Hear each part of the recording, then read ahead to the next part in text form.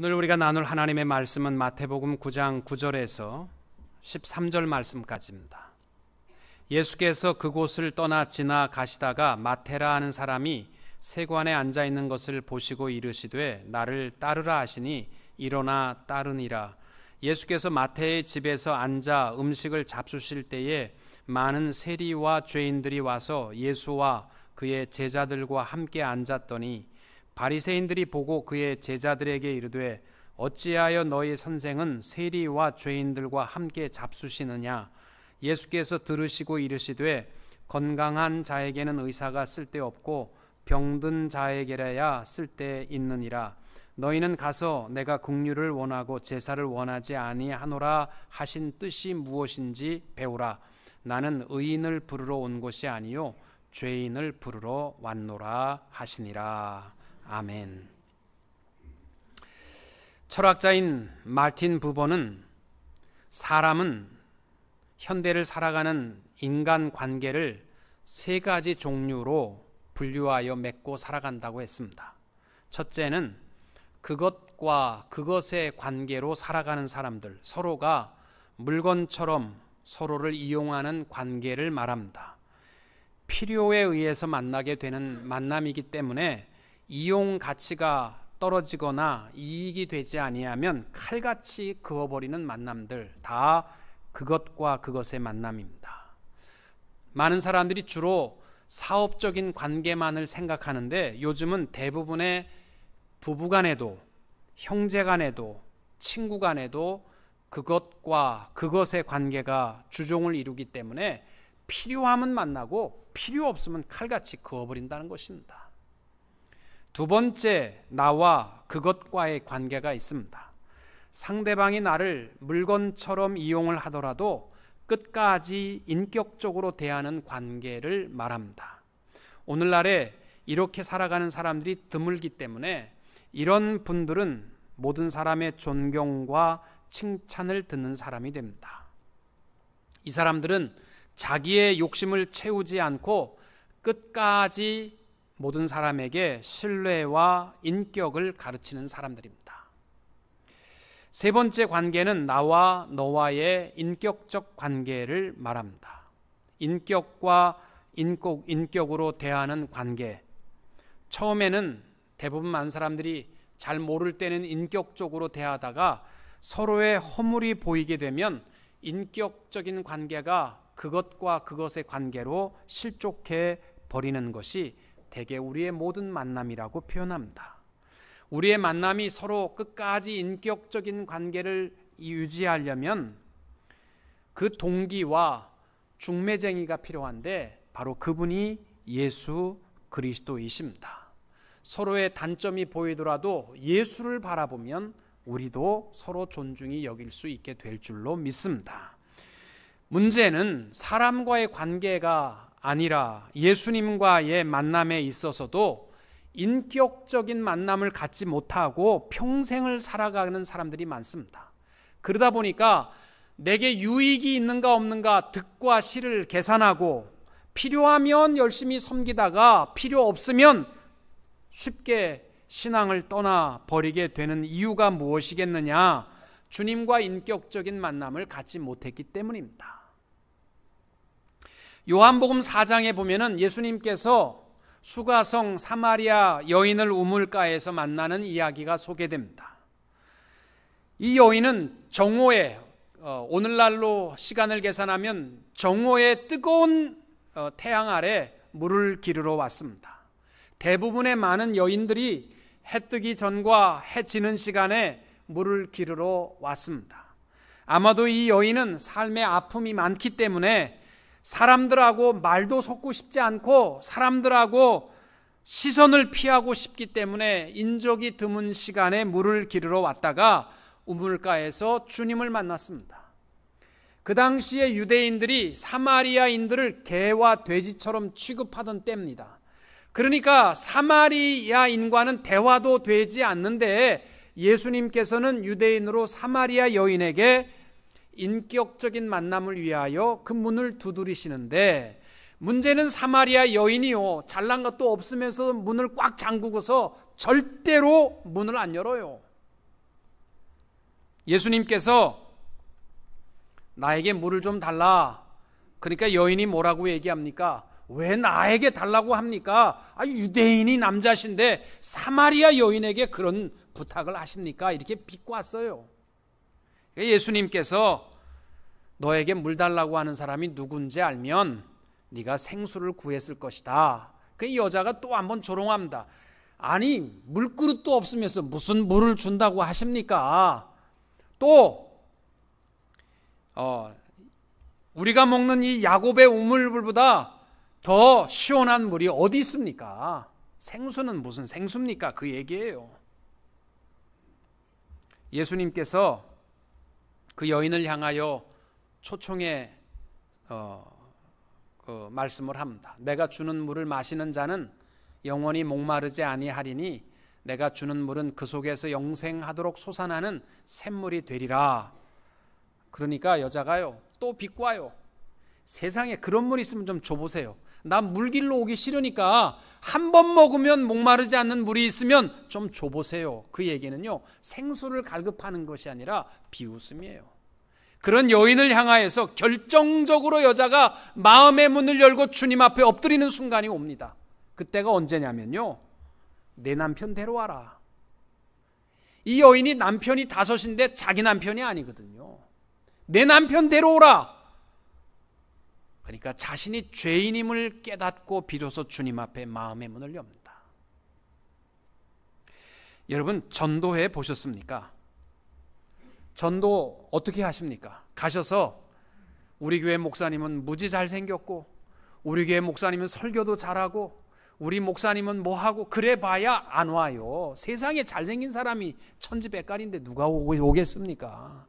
또 뭐 우리 교회에 무슨 뭐 유명한 사람이 있고 배우가 있고 뭐 돈 많은 사람도 있고 안 와요. 그런 거 해봐야 안 옵니다. 사실 전도의 포문은 뭐냐면요, 당신은 죄인입니다. 그 얘기 해야 돼요. 근데 그 얘기 하면요 싫어하거든요. 예수 안 믿는 사람들이 제일 싫어하는 말이 이 말이에요. 잘난 것도 없으면서 우리보다 더 나쁜 짓은 많이 하면서 거룩한 목소리를 깔고서 당신은 죄인입니다. 너는 의인이냐? 그렇게 얘기한다는 거예요. 그러면요. 근데 사실요, 당신은 죄인입니다. 이 말을 하기가 참 어렵지만 이것이 마음의 문을 열 수 있는 유일한 길이에요. 그래서 로마서 3장 23절에 모든 사람이 죄를 범하였음에 하나님의 영광에 이르지 못하더니 선생님도 나도 다 이 모든 사람이 범주 안에 들어갑니다. 그리고 죄의 싹은 무엇이냐? 로마서 6장 23절에 보면 죄의 싹은 사망입니다. 여러분, 나는 죄인입니다 라는 것에 동의해야만 나를 위해서 죽으신 십자가 예수의 사랑을 비로소 바라볼 수 있기 때문입니다. 오늘 본문의 내용을 보면 예수님께서 세리 마태를 향하여 나를 따라오라 그렇게 얘기하니까 오늘 본문에 두 종류의 사람으로 대조적으로 나옵니다. 세리 마태는요 아무것도 묻지 않아요. 나를 따라오너라 그러니까 주님을 그 자리에서 일어나서 따랐습니다. 신기하잖아요. 아니 세리 마태가 주님이 잘생겨서 따라갔을 것 같아요? 목소리가 멋있어서 따라갔을 것 같아요? 뭐 다른 말도 아니고 나를 따라오너라 그랬더니 따라왔어요. 왜냐? 세리 마태는요 그 마음에 갈증으로 가득했어요. 내가 부끄러운 죄인, 만민이 자기를 죄인으로 인정하는 죄인인 것을 알고 있었기 때문에 나를 따라오너라, 거기에 소망에 젖줄기가 있는 것을 알고 따랐습니다.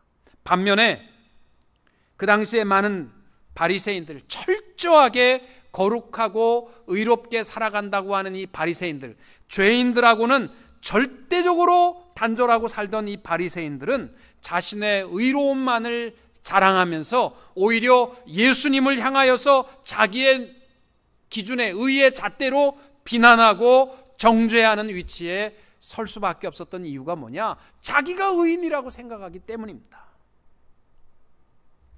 오늘 예수님께서 우리에게 선포하는 말씀을 들으십시오. 나는 의인을 부르러 온 것이 아니요 죄인을 부르러 왔노라. 오늘 여러분 이 자리에 의인으로 오시면 할 일은 비난밖에 없습니다. 이 교회는 왜 이래? 목사님 설교가 오늘은 왜 저렇게 졸려? 오늘 찬양대는 조금 하네? 뭐 그러면서 이런 거나 하고 돌아가시면요, 바리새인들이십니다. 죄인의 한 사람으로 오셔야 나를 따라오노라. 그 진리의 말씀을 깨닫고 주님을 인격적으로 만나게 되는 줄로 믿습니다. 제일 먼저 우리가 본문에 주목을 해야 될 것은 구분 없이 초대하시는 주님을 바라볼 수 있어야 됩니다. 9절에 예수께서 그곳을 떠나 지나가시다가 마테라 하는 사람이 세관에 앉아 있는 것을 보시고 이르시되 나를 따르라 하시니 일어나 따르니라. 그 당시에는요, 거지에게는 동정의 눈을 던져도 세리들과 창녀들에게는요, 그 누구도 동정의 눈을 주지 않았으며 관심도 두지 아니한 사람들이었습니다. 그러나 예수님은 세관에 앉아 있는 마태를 부르셨습니다. 오늘날 이 말이 우리는 실감이 나지 않지만 그 당시에 유대인 이 바리새인들은요, 세리와 함께 앉아 있는 것만 가지고도 부정탄다고 생각할 만한 사람들인데, 예수님은 세리 마태를 평생 함께 데리고 다닐 제자로 부르셨고 또 그의 집을 찾아가 주셨습니다. 이 말은 예수님이 우리를 초대함에 있어서는요, 구분선이 없습니다. 배운 사람 안 배운 사람, 재산의 유무, 어떠한 모습으로 살았든지 관계없이 주님은 그를 초대하셨습니다. 예수 그리스도 안에 우리가 거한다면 사람 차별하면 안 돼요. 버나드 쇼라는 사람이 이런 말을 했습니다. 이웃에 대한 가장 악한 죄는 이웃을 미워하는 것이 아니라 그와 나를 구별하고자 하는 것이라고 했습니다. 저도 이렇게 요즘은 제가 중매를 잘 안 합니다. 근데 보면 목사님 우리 딸 좀 어떻게 중매 좀 해주세요. 그래서 별로 잘난 것도 없지만 그래도 똑똑하고 좀 이렇게 멋진 총각을 소개하면 목사님 제 딸을 어떻게 보시는 거예요? 아니 어떻게 그렇게 가진 것도 없는 상그지와 같은 청년을 소개할 수 있습니까? 자기는 좀 가진 건 같아. 아니 뭐 물질 좀 가진 거 없다고 그래가지고 그럴 수 있냐고, 내 딸을 어떻게 봤냐고. 그런 분들도 봤습니다. 여러분, 예수의 세계는요, 구별되어서는 안 됩니다. 부한 자와 가난한 자, 왕과 종된 자가 다 형제가 되는 것이 예수 그리스도의 세계인 줄로 믿습니다. 부부간의 싸움도 그래요. 살다 보면 싸울 수 있어요. 그렇잖아요? 살다 보면 마음에 안 맞고 말다툼을 할 수 있는데 그 문제성을 가지고 싸우는 것은 괜찮은 거예요. 근데 꼭 싸우면은요, 혈통 따지는 악동 남편과 아내들이 있어. 내가 너와 결혼하는 게 아닌데, 나는 그래도 뼈대 있는 멸치 집안인데 너같이 근본도 없는 문어 집안을 데리고 와서 이게 뭐가 맞을 수가 없는 게 너는 상고 때부터 우리랑 안 맞아. 이렇게 이 피의 종자부터 다르다고 하는 이 아내와 남편을 우리는 악동 남편이라고 이렇게 부를 수밖에 없는 거예요. 구분해서는 안 돼요, 사람을. 오늘날 교회 성도들이요, 참 교회를 못 정하고 방황을 많이 하는데 어느 교회를 찾으시냐면 제가 보니까 부담감 없는 교회를 찾으세요.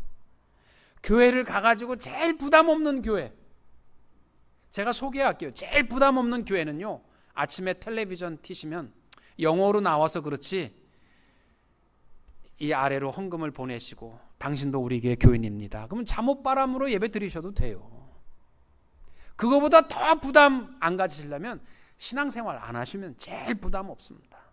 여러분, 신앙생활하면서 부담감 갖는 거예요. 거룩한 부담은요, 괜찮은 겁니다. 교회를 기왕 찾으시려면 좋은 교회 제가 가르쳐 드릴게요. 좋은 교회는 어떤 교회냐면요, 구분선이 없는 교회가 좋은 교회입니다. 남녀 노소 할 것 없이. 그 교회는 나이 든 사람한테만 절해야 된다. 나이 든 사람들은 다 대접만 받아야 된다. 그것도 잘못된 거예요. 그 교회는 남자들만 대접받는다. 그거 잘못된 겁니다. 그 교회는 부자들만 좋은 자리에 앉는다. 잘못된 교회예요.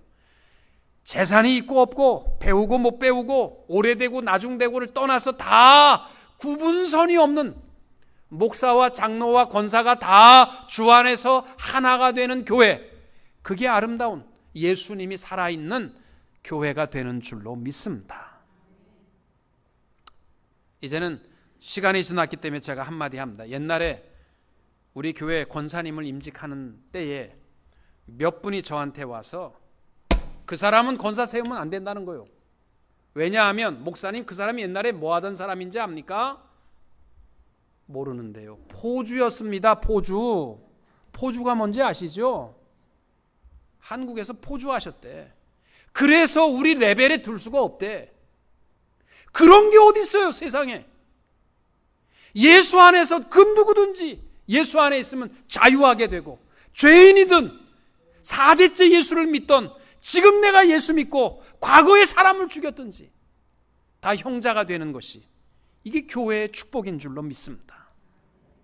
저는 그 권사님이요, 진짜 권사님이셨어요. 뭐 교회 차도 없으시니까 잘 못 나오셨어요. 근데 제가 가면요, 항상 하는 말이, 목사님, 나는 하루에 4번 내 교회를 위해서 기도하고, 우리 교육자들, 목사님을 위해서 늘 기도하고, 장로님들을 위해서 내가 기도하는 것을 쉬지 않습니다. 그런 권사님이 세상에 어디 있어요?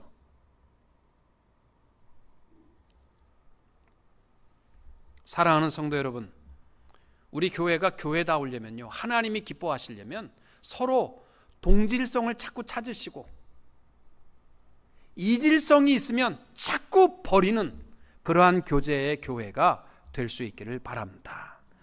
여러분, 바리새인이라는 말의 뜻이 무엇인지 아십니까? 바리새인. 바리새인은요, 그 뜻이 뭐냐면 분리하다, 구별하다, 이런 뜻이에요. 사람을 자꾸 나랑 구별하는 사람들이요, 오늘날 바리새인들이에요. 난 좀 배웠으니까 배우지 못한 사람들은 물러가라. 나는 좀 가졌으니까 없는 사람들은 좀 물러거라. 나는 이 교회에 오래됐으니까 새로운 사람들은 물러거라. 바리새인이에요, 그게. 예수의 세계는 세리마태라 할지라도, 주님이 함께 다니면 온 바리새인들이 손가락질할지라도 예수 안에서 구별이 없는 것이, 이것이 참된 교회인 줄로 믿습니다. 장차 하나님의 나라가 이루어지면 우리에게 주어질 특권이 뭔지 아시죠? 이사야 11장 말씀해 보시면, 그때에 이리가 어린 양과 함께 거하며 표범이 어린 염소와 함께 누우며 송아지와 어린 사자와 살찐 짐승이 함께 있어 어린 아이에게 끌리며 암소와 곰이 함께 먹으며 그것들의 새끼가 함께 엎드리며. 이게 하나님의 나라예요. 이게 교회입니다. 야고보서 2장 1절에 이렇게 말씀합니다. 내 형제들아, 영광의 주 곧 우리 주 예수 그리스도에 대한 믿음을 너희가 가졌으니, 온전한 믿음이라면 사람을 차별하여 대하지 말라. 우리 교회는 오직 예수님만 높이고 예수 안에서 하나가 되는 그러한 교회와 성도님들이 될 수 있기를 축복합니다. 두 번째로 나눌 말씀은요, 본문의 말씀에 9절부터 17절까지 보면 두 가지 질문으로 되어 있습니다. 오늘 우리가 봉독한 13절까지는 바리새인들이 예수님께 찾아와 질문하고 예수님이 대답하십니다. 그 질문이 뭐냐면, 너희 선생은 왜 세리와 죄인들과 함께 앉아서 먹느냐, 그거 질문을 하고 있습니다. 두 번째 질문은 14절부터 세례 요한의 제자들이 예수님께 직접 나와서 묻는 것이 있습니다. 우리와 바리새인들은 금식하는데 어찌해서 당신의 제자들은 금식하지 아니합니까? 이 두 가지 질문과 예수님의 대답으로 되어 있습니다. 오늘 본문에 나와 있는 바리새인들의 질문은 몰라서 묻는 질문이라기보다는 비난입니다. 왜냐하면 그 질문에 대해서만큼은 어떠한 대답도 변명도 못할 것이라고 그들은 생각했기 때문에 정죄하고 비난한 것입니다. 그들의 생각에는요, 지금까지 세리와 창녀는 어떤 용서를 받을 가치도 없는 자라고 확신하고 있었습니다.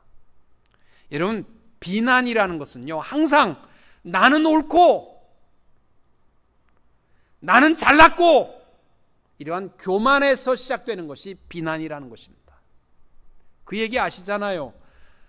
목사님이 교회에서 저녁 늦게까지 일하시는데 따르릉 전화가 온 거예요. 교회 전화 여보세요 했더니 자기 교회 집사님 목소리인데 술에 취한 거예요. 여보세요. 여기 몇 동 몇 호인데 맥주 12병만 더 보내주세요. 목사님이 기가 찬 거예요. 목소리 들으니까 이거 아무래도 아무개 집사인데, 그래서 집사님, 저 아무개 목사입니다. 목사님이 왜 술집에 앉아 있는 거요?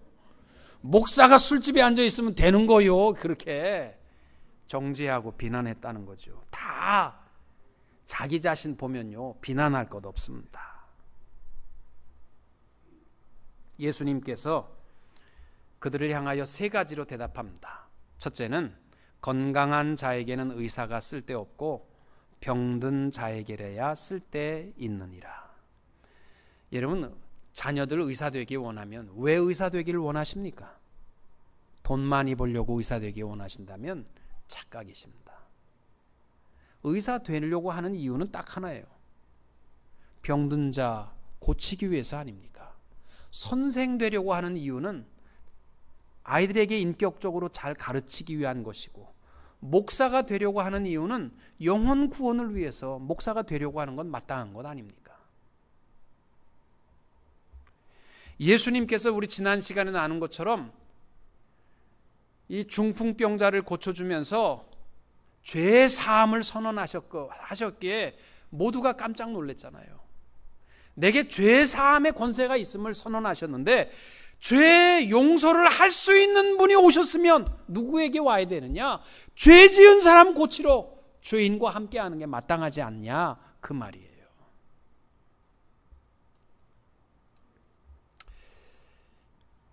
우리 영어로 트랜슬레이트 하는 팀이 조금 어려울 것 같은데, 이거 원고에 없는 얘기라서 죄송합니다. 우리 교회 일부 예배 지금 나오시는 오종기 집사님이요, 올해 들어서 거반 돌아가실 뻔했습니다. 이 폐가 작용을 안 해가지고 숨을 못 쉬기 때문에 거의 인공호흡기를 끼고서 이 산소호흡기와 인공호흡기를 번갈아 끼면서요, 거의 한 달 이상을 그렇게, 난 돌아가시는 줄 알았어요. 근데 마지막에는 이 폐에 공기가 들어가가지고 공기를 빼야 되는데 빠질 길이 없는 거예요. 그러니까 그 병원에서는요, 이 닌게루만한 줄을 꼽아가지고 공기를 한 방울씩 빼는데, 그렇게 빼다가는 큰일 나는 거예요. 점점 몸이 시름시름 아파서 돌아가시게 생겼는데, 그 중환자실 옆방에 환자가 하나 입원했는데, 그 사람의 담당 닥터가 폐 전문 의사인 거예요. 그 사람이 와가지고 자기 환자 중환자실에 돌보면서 옆에 방에 있는 사람의 차트를 보니까 폐에 문제 공기 들어간 게 있으니까 잡고서 읽어보고 앞에 이렇게 보니까 호수 하나 이렇게 꼽았는데, 이렇게 하면은 이분 죽는데, 그렇게 하고서 놓고서 자기 병원은 아니니까 나가니까 우리 오선행 권사님이 그 이야기를 듣고서요, 선생님 살려주세요. 이건 이렇게 하면 죽는 병입니다. 곧 돌아가십니다. 이거 치료해야 됩니다. 선생님 어느 병원에 계십니까? 나는 여기 병원에 있는데 제가 치료하겠습니다. 그래서 그 병원에 가서 호수를 간단하게 며칠 만에 일어나셨어요. 그러니까 병원이요, 다 후루쿠 병원이 그렇게 많더라고요. 후루쿠 병원이. 근데 그 의사가 만약에 내 환자만 돌보고 옆에 환자 죽어가는데도 아유 내 환자 아니니까 죽든지 말든지 당신 이러면 죽습니다, 그리고 간다면 세상에 그게 의사겠습니까? 지금 예수님께서 바리새인들을 향하여 하시는 말씀이 이거예요. 너희들은 저 세리가 죄인인 거 알면서도 불구하고 그들이 계속 죄인으로 남아있기를 바라는 네 심보들이 더 나쁘다, 그 얘기예요. 지금 두 번째는 구약 성경 호세아 6장 6절의 말씀을 인용하여 대답하십니다. 너희는 가서 내가 국류를 원하고 제사를 원하지 아니하노라 하신 뜻이 무엇인지 좀 배워라. 호세아 선지자가 이렇게 외쳤던 이유가 뭐냐면, 당시의 종교 지도자들이 신앙의 핵심은 다 놓쳐버리고 하나님을 사랑하고 이웃을 사랑하는 핵심은 놓쳐버리고 의식과 형식에 치우쳐서 그것 가지고 사람을 정죄하고 비난하는 모습에 대해서 하나님이 왜 제사를 싫어하시겠어요?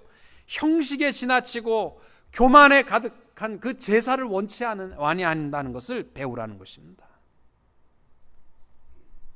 또 하나는 나는 의인을 부르러 온 것이 아니요 죄인을 부르러 왔다, 이렇게 대답하십니다. 예수님께서 이 땅 위에 오신 이유를 몇 군데에서 밝히셨습니다. 내가 온 이유는 섬김을 받으러 온 것 아니고 섬기러 왔다.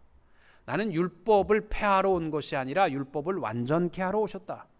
화평을 주러 온 것이 아니라 검을 주러 왔다.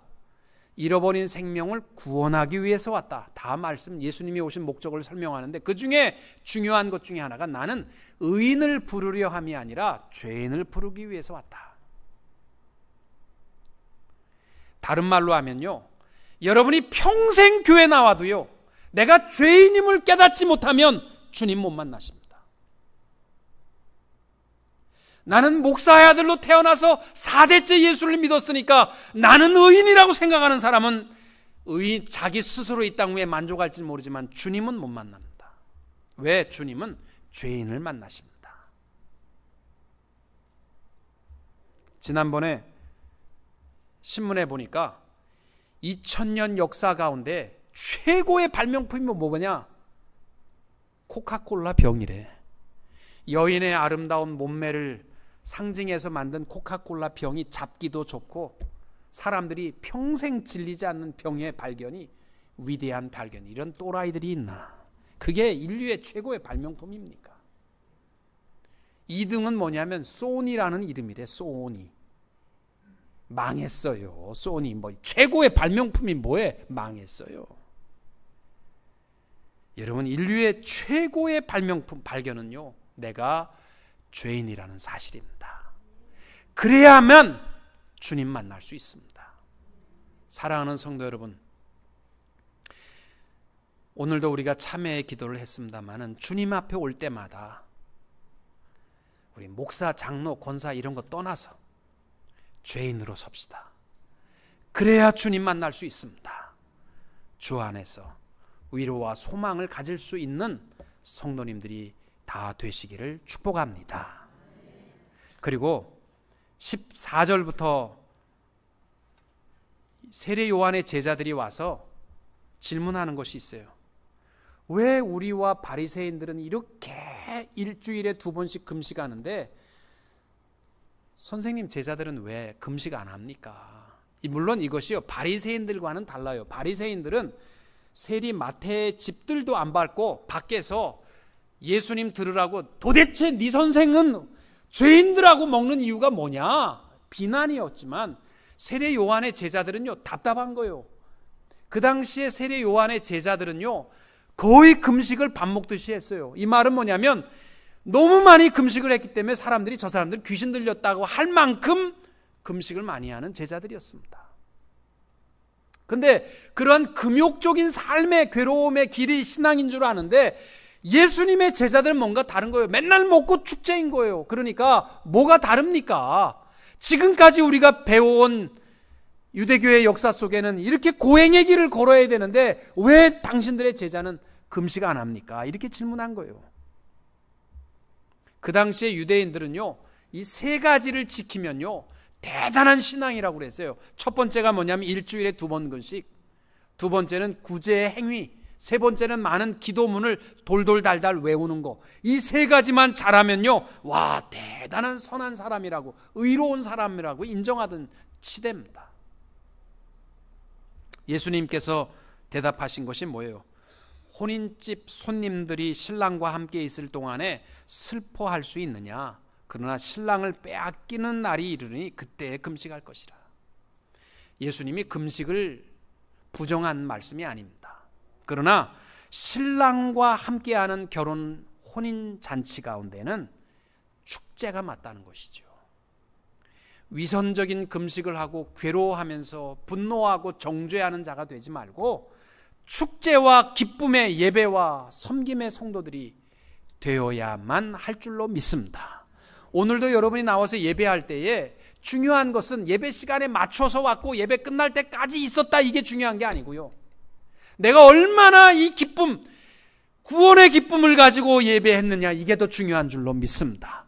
내가 하루 5시간 봉사했다, 헌신했다, 교회 청소했다, 이게 중요한 게 아니고요. 얼마나 내가 기쁨을 가지고 이 일을 했느냐가 중요한 줄로 믿습니다.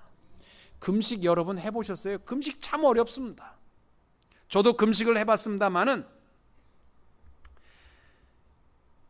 한 번은 마지막으로 금식하러 갈 때가 한 5일 하려고 갔었는데 3일 만에 복통이 나가지고요, 밤새도록 위잡고 굴르다가 내려왔습니다. 포기하고 내려와서 병원에 갔더니 의사가 목사님은 위 산이 너무 많이 나오기 때문에 금식하면 돌아가십니다. 저는 주님의 음성으로 듣고 그래서 이제 금식을 제가 안 합니다. 제가 이제 금식을 안 하는데,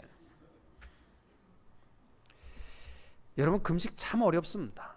금식 해보면요, 정말 음식의 은사가, 내가 1년 전에 남겼던 설렁탕 국물까지요, 다 필름이 내가 그때 왜 남겼을까, 짜장면에 있는 그 양념들을 왜 내가 남겼을까, 그게 막 쫙 필름이 보일 만큼 힘듭니다. 원래 금식은요, 하나님 앞에 항복하는 거예요. 내 계획도 포기하고 내 육신의 힘도 포기하는 게 금식인데, 금식하는 것 때문에 자랑한다면 헛금식이라는 거예요.